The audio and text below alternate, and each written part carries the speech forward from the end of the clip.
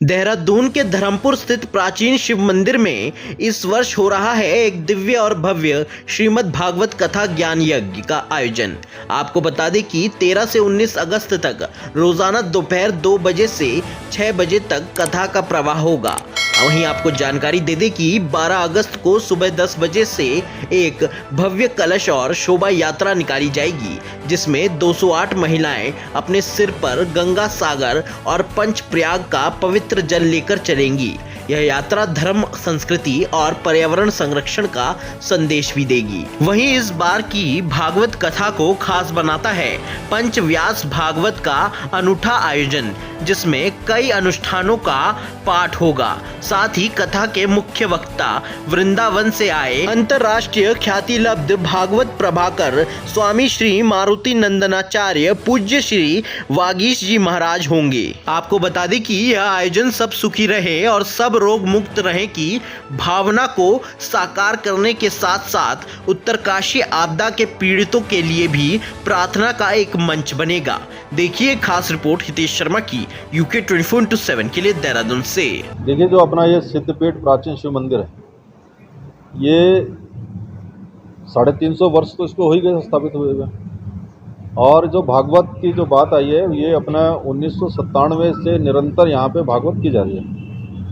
और जैसा मैंने कहा कि आज जो मीडिया को हमने अपनी बात रखनी थी, प्रेस कॉन्फ्रेंस का एक माध्यम ये है कि आप अपने धर्म संस्कृति को बढ़ावा देने के लिए जन जन तक अपनी बात पहुँचे, इसलिए आप लोगों को यहाँ पे बुलाया गया था, आमंत्रित किया गया।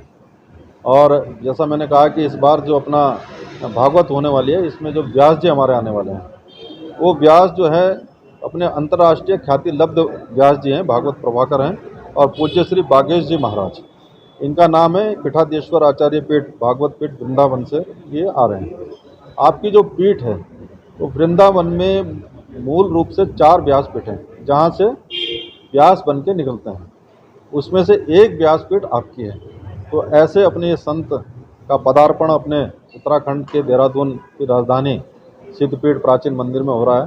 तो जन जन तक आप हमारी बात पहुंचाएं कि ऐसे सिद्धपीठ यहाँ पे आ रहे हैं, और उनकी वाणी में अपना आप में एक अमृत रस्य है, और उसको सुनने के लिए, उसको श्रवण करने के लिए अपनी बात हम जन जन तक पहुंचाएं, इसलिए आप लोगों को यहाँ पे आमंत्रित किया गया था।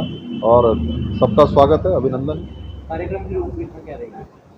कार्यक्रम अपना, जैसा मैंने बताया कि अपनी कलश यात्रा 12 तारीख को 11 बजे मंदिर से प्रारंभ होगी, और आरा घर नेहरू कॉलोनी होते हुए धर्मपुर चौक में पहुंच के इसका विश्राम होगा। पहले दिन सभी का हम वर्णन करेंगे, सबका जितने में अपने ब्राह्मण लोग आएंगे, भागवत पूजन होगा, भागवत व्यास जी का पूजन होगा।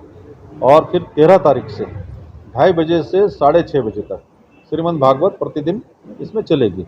भागवत के दौरान 15 तारीख को अपना 15 अगस्त भी है और जन्माष्टमी भी है। तो रात्रि को अपना जन्माष्टमी का कार्यक्रम रात्रि 9 बजे से 12 बजे तक जन्माष्टमी का कार्यक्रम इसमें रहेगा। 16 तारीख को भागवत के निमित्त अपना नंद उत्सव का कार्यक्रम चलेगा। इसी प्रकार से 18 तारीख को अपना रुक्मणी विवाह का कार्यक्रम होगा।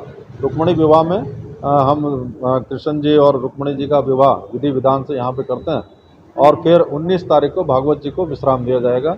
अपने व्यास जी, अपने आचार्यगण, अपने ब्राह्मणगण सभी का तिलक होगा। और फिर 20 तारीख को सुबह अपना यज्ञ है, विशाल यज्ञ है। यज्ञ के बाद पूर्ण आहुति है, और पूर्ण आहुति के बाद विशाल भंडारा, 5 से 6 हज़ार लोगों का भंडारा यहाँ पे किया जाता है। ये कार्यक्रम का अपना एक समय रहेगा। पूजा का जैसे मैंने बताया कि सुबह 5 बजे अपने सारे ब्राह्मण लोग यहाँ पे बैठेंगे, और अलग अलग सबको पाठ दिए गए हैं, अलग अलग सबको पूजा की विधि दी गई है। सभी अपने अपने हिसाब से यहाँ पे पूजन करेंगे। और उसमें कोई भी व्यक्ति, जैसे मैंने कहा कि यजमान कोई बनना चाहे तो सुबह, अगर पूरा 7 दिन कोई बनना चाहे तो 7 दिन सादर आमंत्रित है, और किसी के पास समय नहीं तो 1 दिन का यजमान भी बन सकता है। आपने पंचव्यास की बात की, पंचव्यास, आपने अच्छा सवाल पूछा है, क्योंकि अधिकतर देखा है कि जो व्यासपीठ पे व्यास बैठते हैं तो एक ही व्यास बैठते हैं। अपने मंदिर में इस बार अपने आचार्य अरुण सती जी हैं, आप व्यास हैं, आपकी भी कथाएं हुई हैं, तो आपने इसमें रहना है। ऋषिकेश से अपने शिव स्वरूप नोटियाल जी हैं, वो भी व्यास हैं, वो भी इस कथा में रहने वाले हैं। और इसी प्रकार से 3 व्यास जी के सपुत्र स्वयं व्यास हैं, तो वो भी इसमें रहने वाले हैं। तो पंच व्यास अलग अलग काली भागवत का करना है। यहाँ पे प्रवचन मंच पे जो 2 से 5 बजे चलेगा, 4 घंटे भागवत जी को बोलना, संपूर्ण भागवत नहीं हो पाते। भागवत तो वो ग्रंथ है कि हम आजीवन भी अगर उसको पढ़ेंगे वो संपूर्ण नहीं होते। इसलिए इस बार हमने संपूर्ण अपनी भागवत का एक बार विधिवत उसको वो पढ़ा जाए। तो ये हमारे जो व्यास लोग हैं वो भागवत जी का मूल पाठ है, भागवत जी है, इसी प्रकार से गायत्री मंत्र है, ये सारे काम पंच व्यासों के माध्यम से होंगे। हाल ही में जो देवी आपदा आई है, इसमें आप मंदिर समिति का कोई सहयोग है? मंदिर समिति का वहाँ के लोगों के प्रति संवेदनाएं हैं और जो भी सहयोग हमसे बन पड़ेगा, ऐसा विचार हमने बनाया है कि इस भंडारे के माध्यम से, इस कथा के माध्यम से हमारे पास अगर कुछ बचता है तो वो वहाँ पे हम उसको समर्पित करेंगे।